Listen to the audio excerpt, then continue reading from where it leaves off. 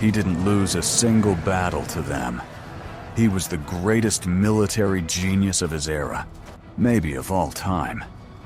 His army annihilated tens of thousands of Roman soldiers. Rome was splitting at the seams. Its allies betrayed it one after another. It seemed one more blow, and the eternal city would fall. But here's an incredible detail you might have missed. Rome really did lose all the key battles. And yet Rome is the victor, while Hannibal is just a statue in the history books. Now you'll see how that's even possible. Today we'll solve the central paradox of the Second Punic War. You'll learn.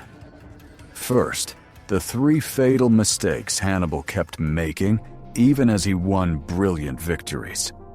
His tactical genius was blind to strategic reality. Second, the one right decision Rome made that flipped everything. They didn't go looking for a new genius general. They did something smarter. Third, the real war. The one fought not on battlefields, but in the minds of rulers, in state treasuries, and along supply lines. This is the story of how a system beat a genius. Let's face it, on the battlefield, Hannibal was a god. But every victory drove him deeper into a strategic trap. The Battle of Lake Trasimene. He destroyed an entire Roman army. A perfect ambush. But here's the first mistake. After that crushing win, he didn't march on Rome. The city was nearly defenseless. Why? Historians still argue.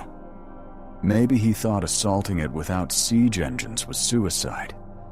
Maybe he hoped Rome's Italian allies would defect at the sight of his power. But he gave Rome what it needed most time. Time to recover and draw the only correct conclusion. The Battle of Cannae, the apotheosis of his genius. The Romans gathered a massive army to crush him. With fewer troops, Hannibal turned it into a slaughter. A textbook masterpiece studied for centuries. Rome lost the flower of its army and most of its experienced commanders. A catastrophe it looked over.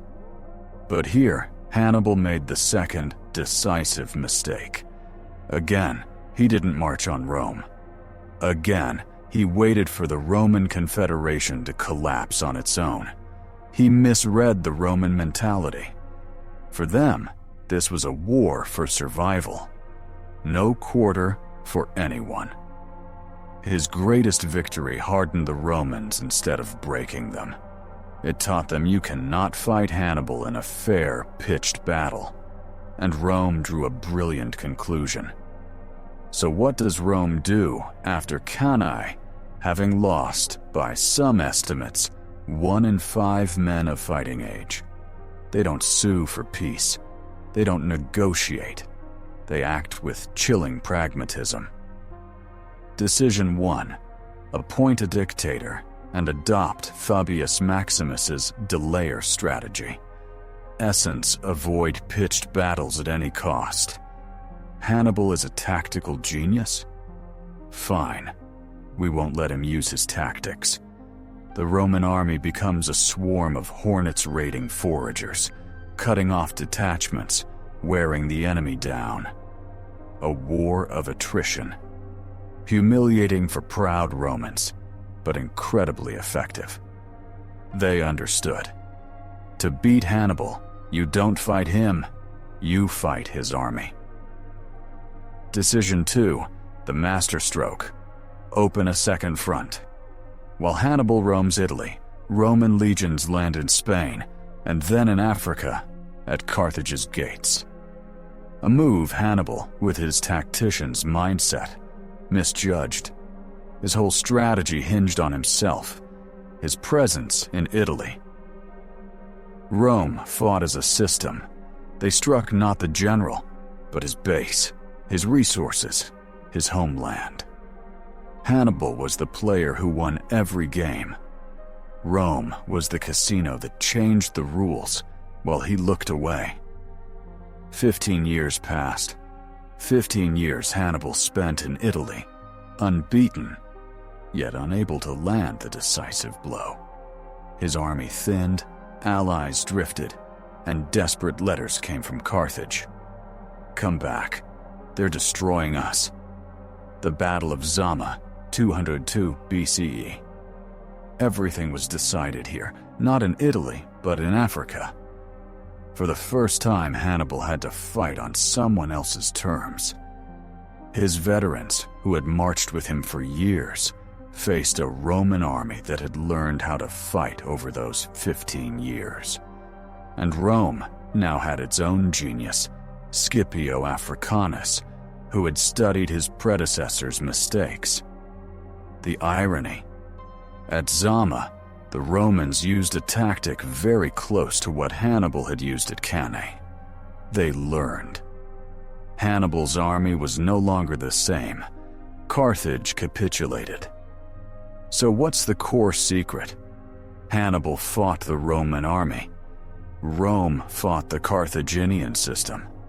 Hannibal could destroy legions, but he couldn't destroy the Roman roads that brought new legions. He couldn't destroy Roman political will, which even after monstrous defeats said, "No negotiations." He couldn't destroy the Roman economy, which let them wage war on 3 fronts at once. He was a genius in tactics, but he lost in strategy, logistics, and geopolitics. Hannibal's story is the tragedy of a genius who was stronger than his enemies at battle, but weaker than the enemy as a system. He won every battle he planned, yet lost the war, because Rome refused to play by his rules. So what do you think? Could Hannibal have won it all? What did he need to do differently? Or was Carthage's defeat predetermined by the very structure of the Roman state? Drop your takes in the comments. The best ones will become the basis for a dedicated video.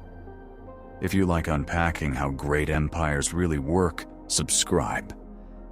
Next time we'll look at the reverse example, how a single battle in the Teutoburg forest permanently halted Roman expansion and birthed the future Germany.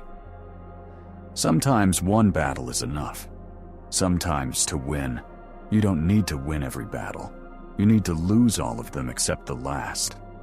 And you make sure that last one isn't on the battlefield but in minds and in history.